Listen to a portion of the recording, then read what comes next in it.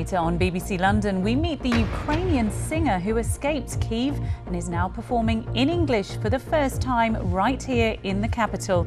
It's now been 6 months since Gatwick Airport reopened its south terminal following the lifting of the pandemic restrictions. Airport bosses say daily passenger numbers and flights are almost back to pre-pandemic levels. Next, a Ukrainian musician who was supposed to be the opening act for the Killers in Moscow this year has performed her first gig in English right here in Herne Hill. Tasha Tarusova and her partner fled Ukraine after she was offered refuge in the UK by a couple from Wimbledon. Sharon Barber reports.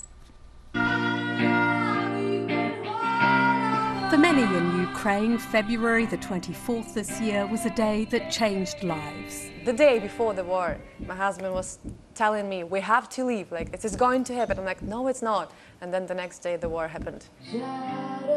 Since the Russian invasion, tens of thousands of people have been killed and millions of Ukrainians have fled, leaving behind much of what they'd built up. And for Tasha, that meant her music career. This summer, I supposed to be on 5 or 4 like the biggest festivals in Russia, and I was set for the Killers, and and then the war began. Her sponsors had no idea who she was. We had an amazing experience where when the guitar got delivered and listening to her for the first time, and I think our awakening of how good she was as a musician was quite quick. But now she's been given the chance to go on stage again at an independent live music venue in Herne Hill. She's been on this upward trajectory in her career where at one point she was going to support the Killers.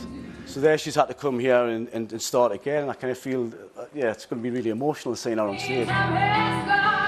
Sharon Barber, BBC London.